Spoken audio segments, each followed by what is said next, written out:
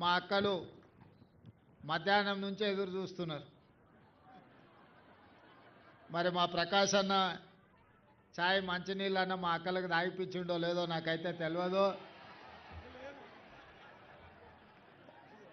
అయితే నేను గంటలు వస్తున్నా అరగంటలు వస్తున్నా అని చెప్పి ఈ ఆలస్యం నాదే, ప్రకాష్ అన్నది కాదు. మళ్ళోసారి నేను ప్రకాష్ అన్న మీకు అందరికీ మంచి భోజనం ఏర్పాటు చేస్తాము. మా అక్కలు అందరూ ఇంటికి పోతే ఈటీవీలో మా టీవీలో మంచిగా సీరియళ్ళు చూసుకునేటోళ్ళము. సార్ ఈడ కూసబెట్టిండు, చీకటి అయింది, ఇంటి ఆయనను వంట అయిందా లేదా అని అడుగుతాడని మా అక్కలు ఆలోచన చేస్తారు వాళ్ళ మొహాలలో చూస్తుంటే.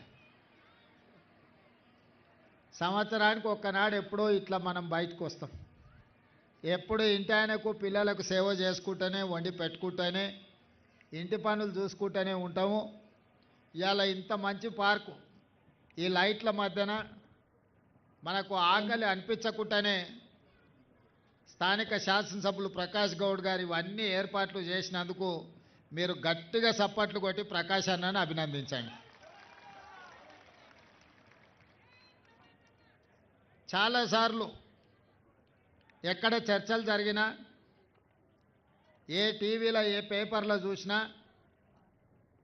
పెద్ద పెద్ద సినిమాలు తీసే గొప్ప గొప్ప నటులు సినిమా షూటింగ్ల కోసం సింగపూర్ పోయినరు, జపాన్ పోయినరు, అమెరికా పోయినరు, ఇండియాకు వస్తే కాశ్మీర్లో పోయి మంచి మంచి సినిమా షూటింగ్లు చేస్తున్నారని మనం పేపర్లలో చూస్తుంటాం, పేపర్లలో చదువుతుంటాం, టీవీలలో చూస్తుంటాం. నేను ఒక్కటే మా యువమిత్రులని, మీడియా ప్రతినిధులని, మా ఆడబిడ్డలను అడగదలుచుకున్నా. మన హైదరాబాదు రంగారెడ్డి కంటే మంచి నగరం, సుందరమైన నగరం అసలు ఈ దేశంలోనే కాదు ప్రపంచంలోనే లేదు. కాకపోతే ఇల్లు బంగ్లా ఎంత మంచిగున్నా దాన్ని తూడ్చి అలికి ముగ్గేసుకుంటే ఆ ఇల్లు మంచిగా కనిపిస్తుంది. మా అక్కలకు అందరికంటే ఎక్కువ తెలుసు. ఆకిలు మంచిగా ఊడ్చుకొని ఇల్లు మంచిగా ఊడ్చుకొని మంచిగా ముగ్గేసుకొని నీట్గా పెట్టుకుంటే, వెనకటికి పెద్దోళ్ళు అన్నారు ఇల్లును చూడు ఇల్లాలిని చూడు అని. ఆడబిడ్డ చేతిలో ఇంటి పెత్తనం ఉంటే ఇల్లు మంచిగా ఉంటుంది, సంసారం చక్కగా సాగుతుంది అని చెప్పి వెనకటికి మన పెద్దోళ్ళు చెప్పినారు. అట్లనే మంచి ప్రభుత్వం, మంచి మంత్రులు ఉంటే మన నగరాన్ని ప్రపంచ స్థాయి పోటీపడే నగరంగా మనం అభివృద్ధి చేసుకోవచ్చు. ఆయల్ల కూడా చంద్రబాబు నాయుడు, రాజశేఖర రెడ్డి గారు ఉన్నప్పుడు మనకు హైటెక్ సిటీ కానీ, ఔటర్ రింగ్ రోడ్ కానీ, అంతర్జాతీయ ఎయిర్పోర్ట్ కానీ, కృష్ణానది గోదావరి నది జలాలు తాగునీళ్ళని హైదరాబాద్కు తేవడం కానీ, ఇంకా వెనుకకు పోతే నిజాం సర్కార్ల ఆ గండిపేట ఈ హిమాయత్ సాగర్ గట్టకుపోయి ఉంటే ఈ మూసి వర్షాలు వచ్చినప్పుడు వరదల నగరంలో ఉండే ప్రజలందరూ చచ్చిపోయేటోళ్ళు. 1908లో వరదలు వచ్చి వేలాది మంది నగరంలో ప్రజలు చచ్చిపోయారు. అప్పుడు నిజాం సర్కారు మనసు చెల్లించిపోయి నా ప్రజలు ఇట్లా చచ్చిపోతే ప్రభువుగా నేను చేస్తున్న పరిపాలనలో లోపం ఉన్నట్టే, ఈ ప్రజల్ని నగరాన్ని కాపాడుకోవాలని మోక్షగుండం విశ్వేశ్వరయ్య అనే ఒక ప్రపంచ గొప్ప ఇంజనీర్ను పిలిపించి ఈ వరదలను ఎట్లా నియంత్రించాలి, ఈ నియంత్రించిన నీళ్లను మేము తాగడానికి వ్యవసాయానికి ఏ విధంగా వాడుకోవాలని చెప్పి ఒక గొప్ప ఇంజనీర్కి బాధ్యత ఇస్తే ఆయన మొత్తం ఈ ప్రాంతం తిరిగి అనంతగిరి కొండల్లో అనంత పద్మనాభ స్వామి పాదాల చెంతన మొదలైన మూసీ నది, ఈ పక్కన ఈసా నదిని హిమాయత్ సాగర్, ఉస్మాన్ సాగర్ కింద ప్రాజెక్టులు నిర్మించి నీటిని ఒడిసిపట్టి ఈ నగరానికి దాహార్తిని తీర్చడానికి వివిధ జిల్లాలు, వివిధ రాష్ట్రాలు, వివిధ దేశాల నుంచి మన నగరానికి జీవించడానికి ఉద్యోగ ఉపాధి అవకాశాల కోసం వస్తున్న వాళ్లకు గొప్ప సౌలభ్యం, గొప్ప వసతులు కల్పించాలని ఆనాడు ఈ ప్రాజెక్టులు కట్టారు. ఆనాటి నుంచి ఈనాటి వరకు హైదరాబాదు నగరం ప్రజలకు తాగునీటి సమస్యను తీరుస్తున్నది ఉస్మాన్ సాగర్, హిమాయత్ సాగర్. అప్పుడప్పుడు మనోళ్ళు అంటారు ఊరు నుంచి వచ్చిన వాళ్ళని జర హుషారైతే ఏం రో గడిపేట నీళ్ళు తాగినట్టే ఉన్నావని. అంటే గడిపేట నీళ్లు తాగితే హుషారు వస్తుందని అప్పట్లోనే గుర్తుపట్టారు. రెండో మాట అంటారు వికారాబాద్ కా హవా లాకో మరీజోం కా దవా అని. అంటే వికారాబాదు ప్రాంతంలో గాలి పీల్చుకున్నా కూడా చాలా రోగాలు నయమవుతాయని చెప్పి టీబీ వచ్చిన వాళ్ళని తీసుకెళ్ళి అక్కడ వికారాబాదు కొండ మీద ఇడిచిపెట్టి వచ్చేటోళ్ళు. ఎందుకంటే నిజాం సర్కార్ అక్కడ మంచి మంచి మెడిసినల్ ప్లాంట్లు అక్కడ గాలి పీల్చుకుంటేనే మనకున్న జబ్బులు తగ్గేటట్టు ఆ అడవిని పెంచండు 3700 ఎకరాలలో. మరి అట్లాంటి గొప్ప నగరం, గొప్ప చరిత్ర ఉన్న నగరం, మనకు చార్మినార్ ఉంది, ఒక గోల్కొండ ఉంది, ఒక మూసీ నది ఉంది, ఒక ఉస్మాన్ సాగర్ ఉంది, ఒక హిమాయత్ సాగర్ ఉంది. ఇవాళ గొప్ప గొప్ప కట్టడాలు, ఒక ఉస్మానియా హాస్పిటల్ చారిత్రాత్మకమైన బిల్డింగ్ ఉన్నది మనకు. ఇవాళ కులీ కుతుబ్ షాహీ టూమ్స్ ఉన్నాయి మన దగ్గర, సాలార్జంగ్ మ్యూజియం ఉన్నది, హైదరాబాద్ సిటీ కాలేజ్ ఉన్నది, ఉస్మానియా యూనివర్సిటీ ఉన్నది. ఈనాడు అసెంబ్లీ నడుస్తున్న చారిత్రాత్మకమైన కట్టడాలు మన నగరంలో ఉన్నాయి. ఇదొక్క గొప్ప నగరం, చారిత్రాత్మకమైన నగరం, ప్రపంచంలోనే ఒక అందమైన సుందరమైన నగరం. కానీ ఆక్రమణలకు గురై ప్రభుత్వాల నిర్లక్ష్యానికి లోనై ఇవాళ హైదరాబాద్ నగరం అంటే మొత్తం చెత్త నిండిపోయిందనే కాడికి తీసుకొచ్చారు. చెత్త ఎత్తటోళ్ళు లేరు అనే కాడికి వచ్చింది. ఎంత గొప్ప నగరమైనా, ఎంత మంచి ఇల్లు అయినా, ఎన్ని కోట్ల రూపాయలు పెట్టి ఇటాలియన్ మార్బుల్ వేసి కట్టుకున్నా ఎప్పటికప్పుడు సాఫ్ చేసుకోకపోతే, ఎప్పటికప్పుడు ఊడ్చి తూడ్చుకోకపోతే ఏదైనా మట్టి కొట్టుకొని పోతుంది. ఆ తర్వాత కొంతకాలం అయిపోయినాక చూడబుద్ధి కాకుండా అవుతుంది. అంతేనా? 4 రోజులు స్నానం చేయకపోతే మనం కూడా ఎంత అందంగా ఉన్నా బాగా కనిపించాం, జుట్టంతా అట్లా ఇట్లా అయిపోయి. అట్లాంటిది మన నగరాన్ని జర మంచిగా చేసుకుందామంటే కొంతమంది అట్లెట్లయితుంది, మేం చేయలేదు నువ్వెట్లా చేస్తావు అంటారు. అరే నువ్వు చేయలేదా, నీ సొంతానికి ఏదో ఏంది జన్వాడలో ఫామ్ హౌస్ కట్టుకున్నావు, ఇంకొక ఆయన గీడ మొయినాబాద్లో ఫామ్ హౌస్ కట్టుకున్నావు, ఇంకో వాళ్ళ చుట్టం శక్కర్పల్లి దగ్గర కట్టుకోరు, గాసారి అవతల దిక్కు కట్టుకుండు. నీ సొంతానికి నువ్వు కట్టుకున్నావు, సంతోషం. పెద్ద పెద్ద ఫామ్ హౌజులు కట్టుకున్నావు, మంచిగా బంగ్లాలు కట్టుకున్నావు, మాకేం అభ్యంతరం లేదు. మేము ఇప్పుడు పేదోళ్లకు పిల్లల్ని తీసుకొని ఎక్కడికన్నా పోవాలంటే, మా తల్లులు చాలా మంది ఉన్నారు, పిల్లలు 5 ఏళ్ళు 10 ఏళ్ళ పిల్లలు. సింగపూర్ పోనీకే మనకు పాస్పోర్టు లేదు. సింగపూర్ పోవాలంటే ఇంటి ఆయన పోనీయడు, అంత ఆర్థిక స్తోమత మన దగ్గర లేదు. మరి పిట్టల్ని చూడాలంటే సింగపూర్ పోవాలి, ఏనుగులను చూడాలంటే ఇంకెక్కడో పోవాలి, సౌత్ ఆఫ్రికా పోవాలి, పులులను సింహాలు చూడాలంటే ఇంకేదో దేశం పోవాలంటే మన ఆర్థిక పరిస్థితి ఉన్నదా? మన ఆర్థిక స్తోమత కానీ, మన కుటుంబ పరిస్థితులు కానీ, ఒక్క పూట పండుగ నాడు అమ్మగారింటికి పోతేనే ఇల్లంతా ఆగమైపోతుంది. ఇంటైనా ఏడుకోతావు పామ్మ అని, దసరా పండుగ కడితే ఉగాది పండుగ కోదులే ఇల్లు ఆగమవుతుంది, ఆడికి పోక అంటారు. అవునా? మా అక్కలకు అందరికీ తెలవాలి ఇంకా నేను చెప్పేది. మరి ఇక ఊరిడిచి దేశం ఇడిచి 10 రోజులు మనం బయటికి పోవాలంటే సాధ్యమవుతుందా? అందుకే అన్ని ఆలోచన చేసిన, అందరితో మాట్లాడినా. నేను కూడా మన ఎమ్మెల్యేలను, కార్పొరేటర్లను అందరినీ ఇతర దేశాలు కూడా పోయి రాపోండి, చూసి రండి.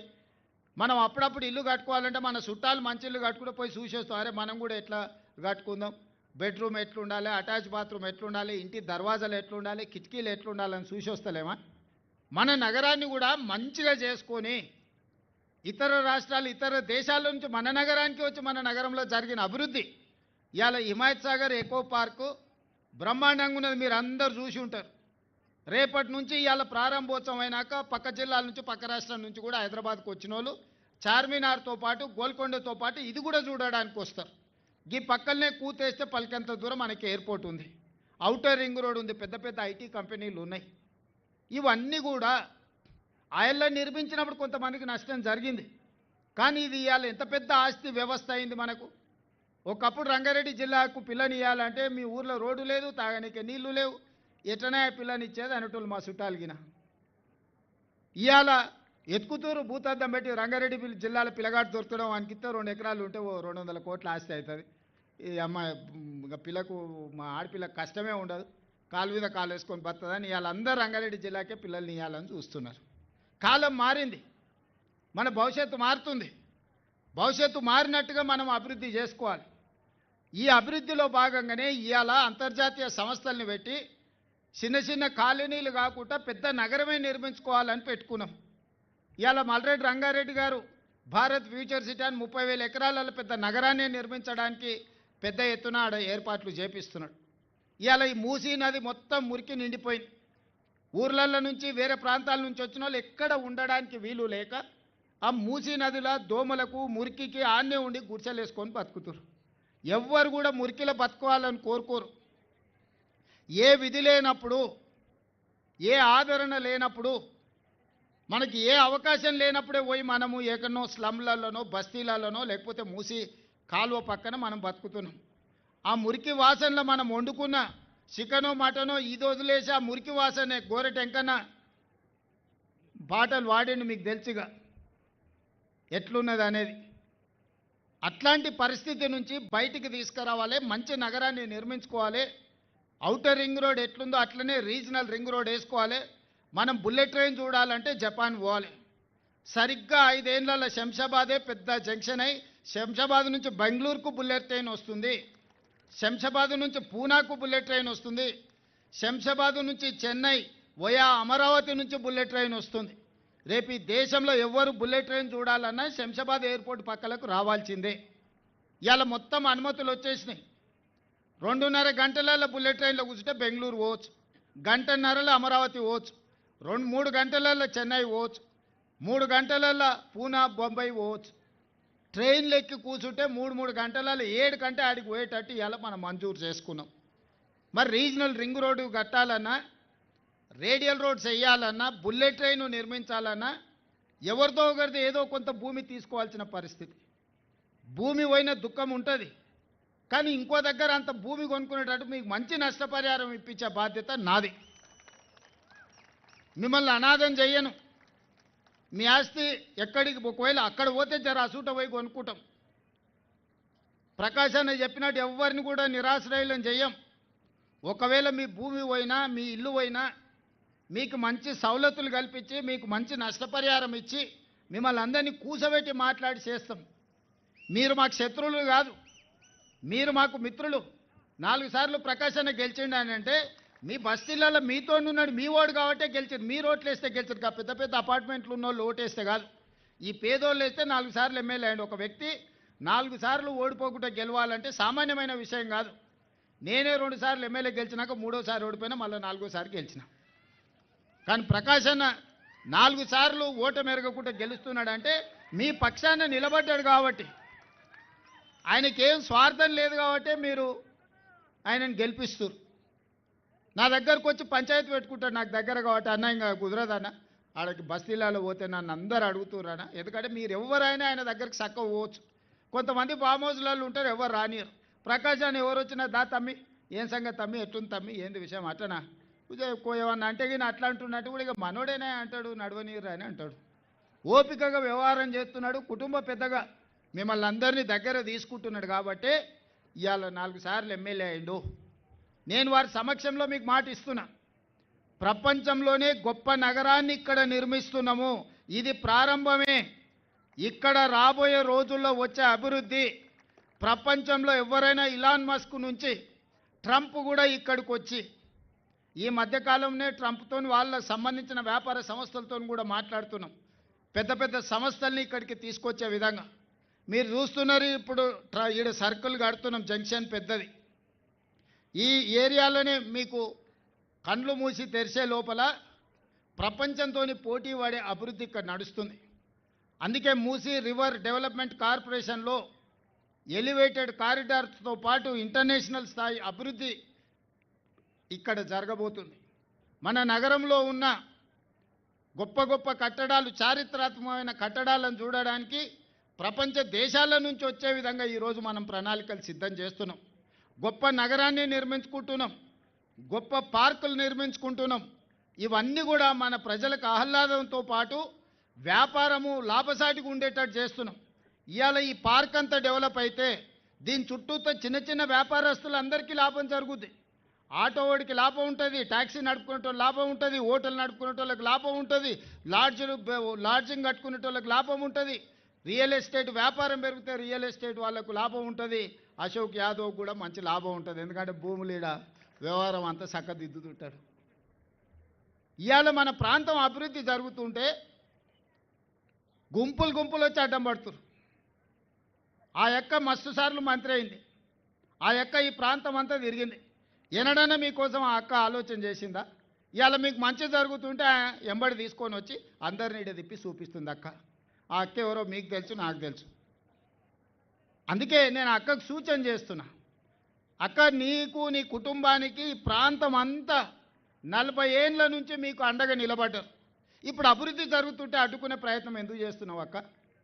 మీ నాయకులకు కడుపులో మంట ఉండొచ్చు, నేను చేయలేని ఇంకోటి చేస్తే. అప్పుడప్పుడు పిల్లలు ఉంటారు, వాన పడ్డప్పుడు పిట్టగూళ్ళు కడితే వాని గట్టనికి రాక ఎవడని కడితే దాని మీద దుంకి పలగొట్టేసి ఉరుకుతాడు సందులో. గట్లనే ఉంది, నేను ఏదైనా చేయబోతే ఆయన కేటీఆర్ వచ్చేసి నేను అన్నీ నువ్వు ఏం చెప్తే అది నేను అడ్డం పడతా అని. ఇట్లాంటివి మానేయండి. ఇవాళ గుజరాత్కు పంపించిన నేను అహ్మదాబాద్లో సబర్మతి నదీ రివర్ ఫ్రంట్ మోడీ కట్టుకున్నాడు. ఇవాళ ఢిల్లీ ప్రభుత్వం బీజేపీ ప్రభుత్వం యమునా నది రివర్ ఫ్రంట్ పెద్ద ఎత్తున అభివృద్ధి చేస్తారు. ఉత్తరప్రదేశ్లో యోగి గంగా నది రివర్ ఫ్రంట్ చేస్తే కొన్ని కోట్ల మంది పోయి ఇవాళ చూసి వస్తున్నారు, వాళ్ళకి టూరిజం ఆదాయం పెరిగింది. మరి గుజరాత్లో సబర్మతి రివర్ ఫ్రంటు, ఢిల్లీలో యమునా నది రివర్ ఫ్రంటు, ఉత్తరప్రదేశ్లో గంగా నది రివర్ ఫ్రంటు ఎట్లయితే అభివృద్ధి చేసిండ్రో ఇవాళ హైదరాబాదు నగరంలో కూడా మూసీ నది రివర్ ఫ్రంట్ను మనం డెవలప్ చేసుకుంటున్నాం. దీని చుట్టూతో రాత్రిపూట మొత్తం వ్యాపారాలు ఓపెన్ చేస్తాం.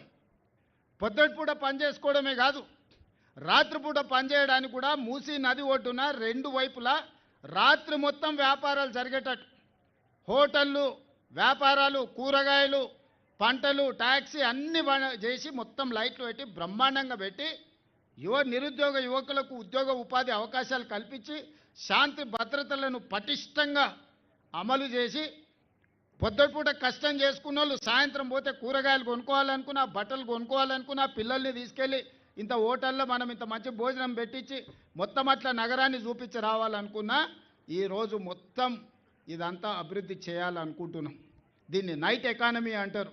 పొద్దుపూటనే కాదు రాత్రిపూట పరిశ్రమలు ఎట్లయితే జరుగుతున్నాయో నైట్ టూరిజంని కూడా మనము, లేక్ టూరిజంని కూడా మనం ఇవాళ డెవలప్ చేయాలనుకుంటున్నాం. అందుకే 99 రోజుల ప్రజాపాలన ప్రగతి ప్రణాళికలో భాగంగా మొదటి రోజు ఒక మంచి ప్రణాళికకి ఈరోజు ప్రారంభోత్సవం చేసుకొని ఈ స్ఫూర్తితోని ముందుకు వెళ్దామనుకుంటున్నాము. మన ప్రాంతాన్ని మనం అభివృద్ధి చేసుకుందాము, మన చదువుకున్న పిల్లలకు మనం ఉద్యోగ ఉపాధి అవకాశాలు కల్పిద్దాము. పిల్లలకు పని లేకపోతే వాళ్ళు రోడ్ల మీద చెడు అలవాట్లకు పడితే తల్లిదండ్రులకు తెలిసి ఆ దుఃఖం ఏందో. పిల్లగాడు చేతికి రాకపోతే, చదువుకున్న పిల్లగానికి ఉద్యోగం రాకపోతే, ఉద్యోగం లేక పిల్లగాడు చేతికి రాకుండా అక్కడనో ఇక్కడనో చెడు అలవాట్లు పడి రాత్రిపూట ఇంటికి రాకుండా తిరిగితే ఆ తల్లికి తెలిసి ఆ బాధ ఏందో. ఆగర్భ శ్రీమంతులకు ఫామ్ హౌజులు ఉన్నోనికి బాధ, నొప్పి, పేదోని బాధ తెలియదు. అందుకే ఇవాళ పేదోళ్ళ గురించి ఆలోచన చేసి ఒక మంచి ప్రణాళిక తీసుకొని మిమ్మల్ని అందరినీ ఒప్పించి మెప్పించి మన ప్రాంతాన్ని అభివృద్ధి చేయాలనుకుంటున్నాము.